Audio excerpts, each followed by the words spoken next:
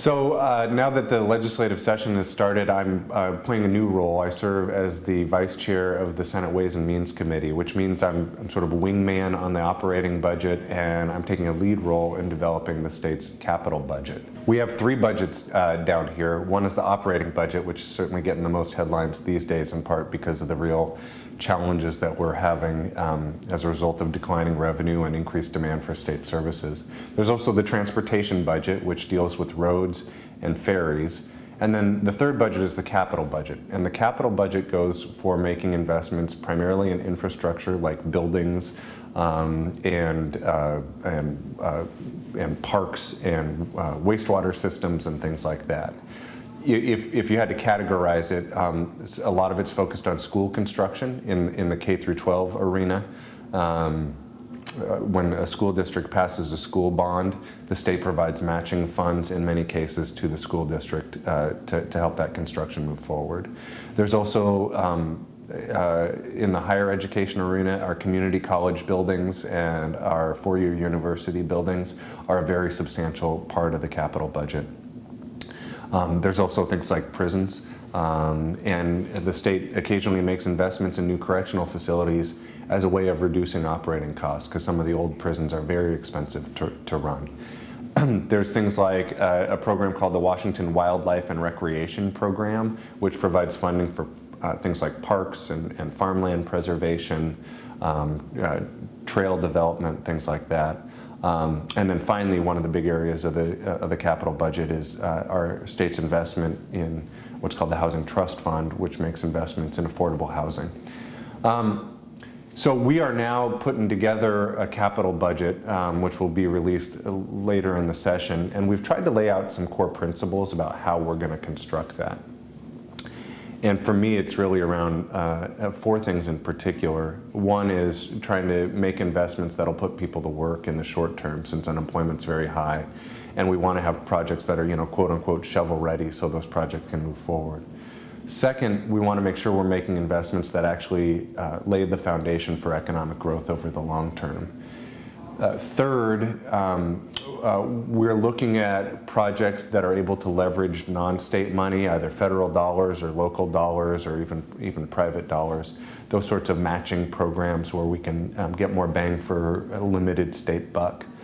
And then finally, one of our principles is looking at where projects might interact with the state's operating budget. So, for example, I mentioned, if you can make a capital investment in a new correctional facility that will save you substantial dollars on the operating side, that may make sense. Or, for example, given some of the cuts in social services that we'll probably be facing in the operating budget, making investments in nonprofit facilities that make, like food banks or something like that, may make some sense.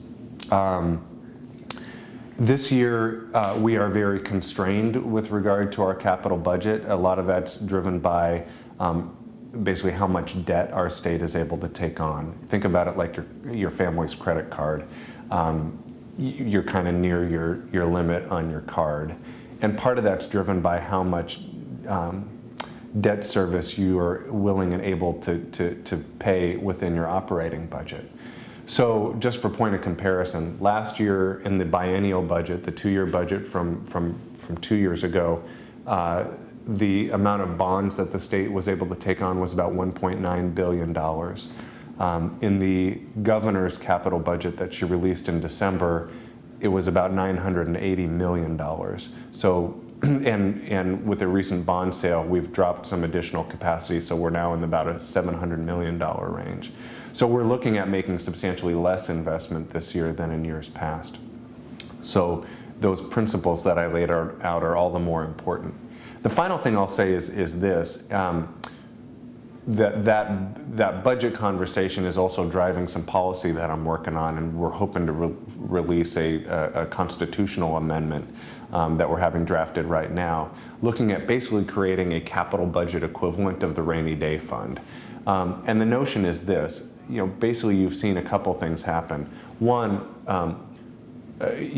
several years back when we were basically at full employment and construction was really expensive, the state's capital capacity was very high, and the state basically invested to the full extent it could, and probably paid a premium on a lot of those projects. In contrast, right now, as the economy's in the tank and you've got a lot of out-of-work construction folks, and it's very cheap to build, unfortunately our capacity is very low.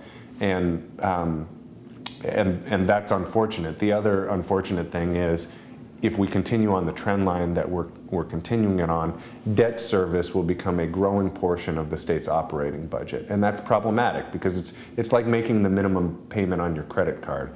You can't not do it, or else you get into all sorts of financial hot water. And rather than spending a bunch of money on debt service, which is about $2 billion of this biennial operating budget, I would rather see those dollars dedicated to some of the core priorities of the state, like education and providing a basic social safety net. So one of the things I'm working on is to basically say, let's constrain state government and its ability to take on further debt when times are good. Bank some of that capacity so that when times are bad, you can kind of dial up the lever and basically make some more investments when it's cheap and when we need to be putting folks to work. So that's something that we're working on. It's a policy bill that will hopefully move in concert with our capital budget. So that's a little bit of an update on what I'm doing in this new role as Vice Chair of the Ways and Means Committee and working on the capital budget. And I'll be back next week with another update from down in Olympia.